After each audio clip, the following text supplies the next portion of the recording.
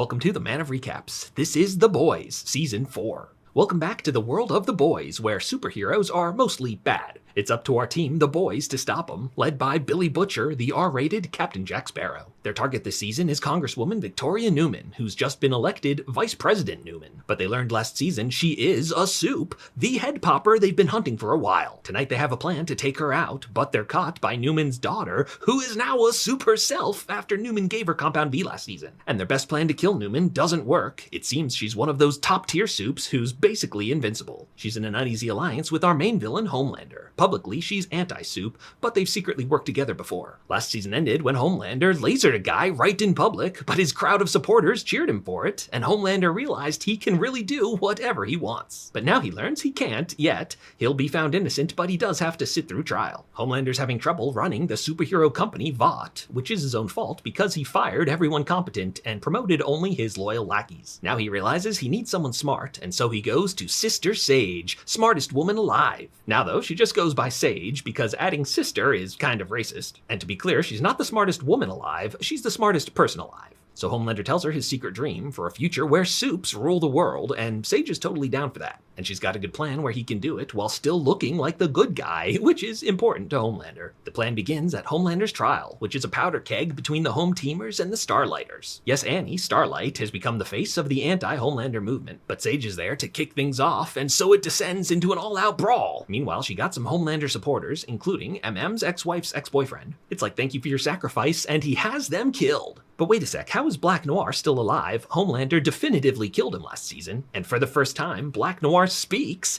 Yes, to cover up his death, they replaced him with an actor, and he spends all season questioning his character motivation. So they plant the bodies at the riot, which now makes the Starlighters look like the bad guys. But the boys figured out Sage's involvement, and they follow her to a conspiracy convention. She's here to recruit Firecracker, who runs a moderately successful podcast for right-wing nutjobs. Together, they confront the boys with Firecracker's friend, a multiplying supe, who earlier Frenchie and Kimiko found having a little too much fun with himself. The fight spills over to the next-door bat mitzvah for a naked dude bat mitzvah brawl. So Firecracker officially joins the Seven. Her superpowers are not that strong. Her real superpower is filling the airwaves with constant personal attacks on Starlight. And he's like, hey, why is this personal for you? Turns out they used to do pageants together where a young, immature Annie was, in fact, awful to her. Annie started the Starlight House, a charity where she's helping kids. But Firecracker sets up her new show right across the street to make the completely unfounded claim that Starlight's a secret pedophile. So the boys do what they do best and get some blackmail on Firecracker. Predictably, she is the actual pedophile who had sex with an underage boy. But Firecracker can't be blackmailed. She knows the truth doesn't matter. She deflects her thing immediately and turns it back on Starlight, revealing that she had an abortion. So Annie's finally had enough. She flies over there and beats her ass, which of course is exactly what Sage wanted. Now it's Starlight who looks unhinged. Sage celebrates with some junk food and hooking up with the Deep, though during the day she finds him repulsive. Turns out the only way she can unwind is by shutting off her brain by giving herself a lobotomy, where she can finally be dumb and have some fun.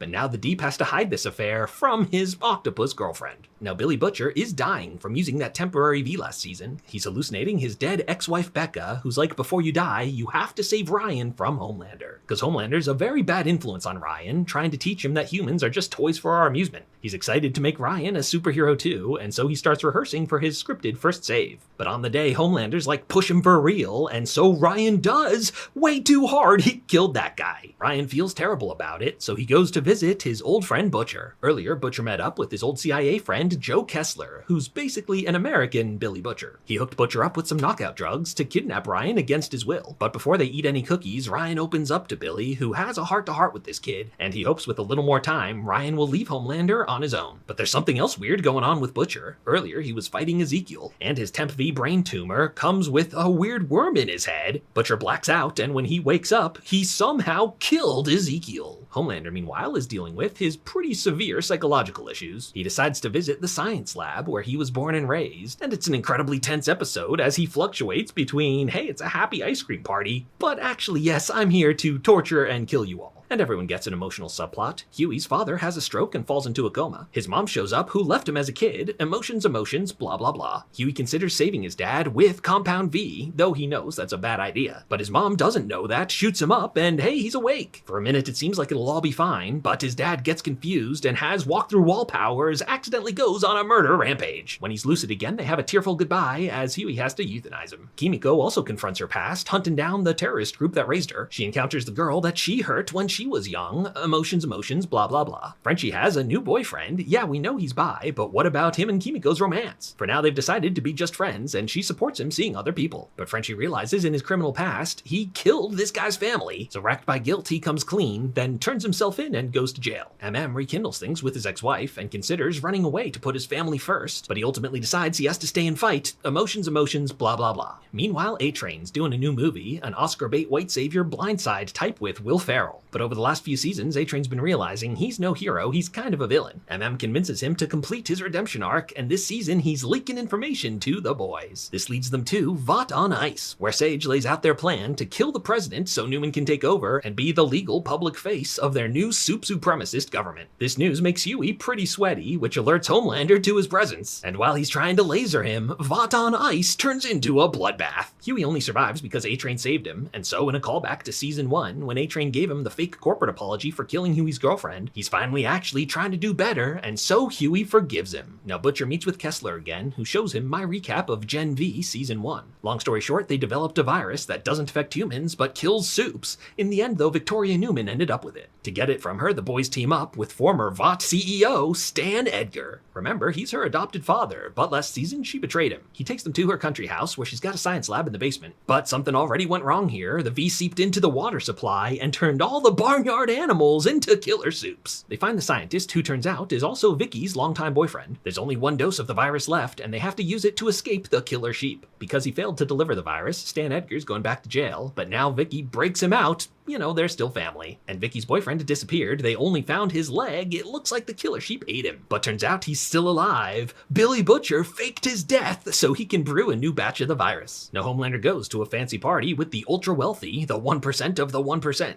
If they're gonna do a coup, they need these people on their side. So the boys need to get into this party, and they know a supe on the invite list, the washed-up junkie Webweaver. Huey wears his suit as a disguise so he can go in and bug the place. But why was Webweaver invited to this party? Turns out he's a personal guest of the host, Tech Knight. Tech Knight is a detective supe, but his real superpower, he's old money. He leads Huey down to his sex dungeon. Apparently Webweaver's into that stuff. So Huey's in for a wild night, but luckily his friends get down there in time. Upstairs, shoots Sage in the head, which is the one place she can recover from. But now it's time for their secret backroom meeting, and Sage is in lobotomy mode. Homelander thinks he can handle this himself. After all, he gives speeches all the time, where he warns people about the threat of Starlight's woke mob of transgender communists, and the MAGA crowd just eats that up. But that's not working on this audience. They hit him with all sorts of questions, and Homelander realizes he has no idea how to actually run a country. Luckily, Victoria Newman does. She tells them exactly what they want to hear, and so the coup is good to go. Now Sage is in the doghouse, and Firecracker's ready to be Homelander's new favorite, and she's discovered the way to his heart is fresh, all-natural breast milk. And for the first time since Madeline Stillwell, Homelander's got a new milk mommy. But the meds she's taken to induce lactation are very bad for her health, and Homelander is entirely unsympathetic. Girl, that man does not respect you. Now Butcher learns from the scientist that to make the virus strong enough to kill Homelander, it would become uncontrollable and kill all supes in a global pandemic. Kessler's like, yeah, I mean, that sounds great. But Becca's like, what about good supes, Starlight, Kimiko, and Ryan himself? But as Butcher and Kessler argue about it, Kessler talks to Becca directly. Yes, that's right, he's Butcher's imagination too, and Butcher's crazier than he realized. So Butcher ignores the devil on his shoulder and fills in the boys about the virus. He gets Frenchie out of prison to help this guy make a version of the virus that could kill Homelander, but not everyone else. Pretty soon it looks like they might have succeeded, but this guy had been breaking his chains. He stabs Kimiko and escapes. Good news, it looks like the virus works, and more good news, Kimiko's leg will grow back. But first they have a lead on Sage's presidential assassin. They go to his apartment and find a girl he's got prisoner here,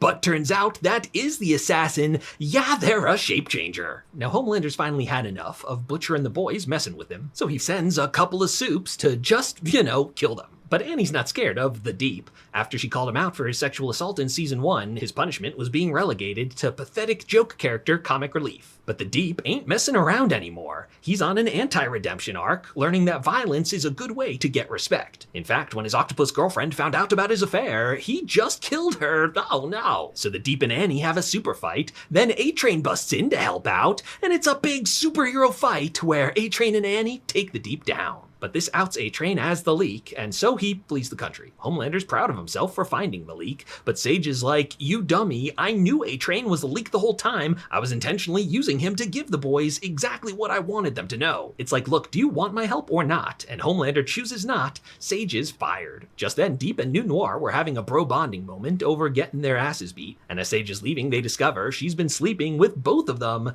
and with Noir, she doesn't lobotomize herself first. Meanwhile, Ryan has been doing some soul searching, and while they've got him on a Christmas puppet show spreading hateful conservative propaganda, Ryan's finally had enough, and on live TV, he's like, hey everyone, this isn't cool. So Billy Butcher's proud of that kid, but just then he passes out. Yeah, this is it, Billy Butcher is dying. That night, Annie puts on her Starlight suit for some sexy times with her boyfriend Huey, but later she's acting weird, steals a laptop. Oh no, it's the shapeshifter! The real Annie is captured. The next morning, fake Annie proposes to Huey, which of course he says yes, he was gonna propose to her too. And that had nothing to do with the evil plan, this shifter is just a sociopath. And so, on January 6th, which all Americans are now aware is the day the election's officially ratified, Frenchie's working overtime to get a version of the virus that's at least strong enough to take down Newman, but Homelander's feeling a bit unhinged, he's not acting rationally, and outs Newman as a soup on live TV. She's like, what the hell, bro, this wasn't the plan, but Homelander's like, well, plans changed. He has Ashley make a list of everyone at Vought who might have dirt on him, and it's time for a company-wide purge. And New Noir finally understands his character when he gets his first murder boner. They don't manage to kill Ashley herself. By mistake, they kill her assistant, Ashley. When Ashley realized they were going to kill her too, it was time for drastic action. She grabbed some Compound V. But remember, it's a huge gamble. You might get a good superpower or something horrific and disgusting. So we'll see what happens to her. The boys are in the bunker protecting the president, but just then Huey realizes Annie is the shifter. There's no one here who can stop her until the real Annie busts in. Yeah, she finally broke herself free and takes the shifter out. Victoria Newman no longer wants any part of this. She just wanted to be a normal president. She definitely doesn't want to be a puppet for an unhinged Homelander who's threatening her daughter, so Victoria Newman turns herself in, and it looks like we might have a peaceful resolution. But earlier, when Homelander found that Ryan still loved Butcher, he kinda went crazy and lasered his bedroom. This pushed Ryan away and sent him back to say goodbye to Butcher. And this is their last best shot to convince Ryan to leave Homelander on his own. Butcher hopes to ease the kid into it, but Grace Mallory's like, there's no time, we're literally in the middle of a coup. She fills Ryan in on just how evil his father really is, including the biggest truth bomb of all. His mother and Homelander didn't have an affair. Homelander raped her. It's like, look kid, you need to come with us so we can train you to be a weapon and kill your father. And this is a lot for a kid to take in. Ryan's like, yo, let me think about it. But Mallory's not letting him leave. She can't take no for an answer. In fact, this is the CIA super prison. So a confused Ryan, feeling trapped, pushes Mallory and kills her. Ah, Ryan, no! And he pieces out of there. And so Butcher turns to his last resort. Okay, Kessler, let's do it your way. Now that he's working with his tumor, Billy Butcher's healthier than ever, but he's no longer listening to reason. He's in full kill-all-soups mode, and he has the power to back it up with his gross super tumor tentacles. Before anyone can even react, he fully rips Newman in half. Yes, Billy Butcher has fully embraced become a monster to fight monsters. He no longer feels conflicted at all, is confident he's doing what needs to be done, tells the boys, you're welcome. So things look bad for Homelander. With Newman dead and the president alive, his coup has completely failed. But Sage walks in with a congratulations balloon. Turns out this was her plan. She knew Homelander would mess things up. She never wanted Newman as their puppet president. As a super self, she couldn't be controlled. And her assassin wasn't supposed to kill the president, just get him on video ordering Newman's death, which now makes him look like the bad guy going after Newman just because she's a soup. With Congress on their side, they remove him from office and put a new president in who's all too happy to be a puppet. So Sage is like, you're welcome, dude. I hope you listen to me from now on, though, because we're just getting started. So Homelander has finally realized his dream to make America super again. Now that he has access to classified information, he learns that Soldier Boy is still alive, so watch out for that. With Homelander having won, it's time for the boys to flee the country. But it's already too late. With the full power of the US government, Homelander's able to track them down, and hunting down all dissenters is his new army of legally deputized supes. So Huey and Annie say goodbye as Annie flies out of there to fight another day. Frenchie and Kimiko were escaping together. In fact, just earlier, they finally admitted they're in love. But now they're attacked by a couple of the bad supes from Gen V, including this one who's a mind controller. She makes Frenchie come with her as Kimiko's powerless to stop it, and Kimiko finally speaks again, just to scream no! So Billy Butcher may be humanity's last hope, now working with his super tumor parasite? But he has the supe virus and no longer has any qualms about killing every supe on the planet. And that's where The Boys Season 4 comes to an end. If you liked this recap, hit that subscribe button for more of the best recaps of TV and movies.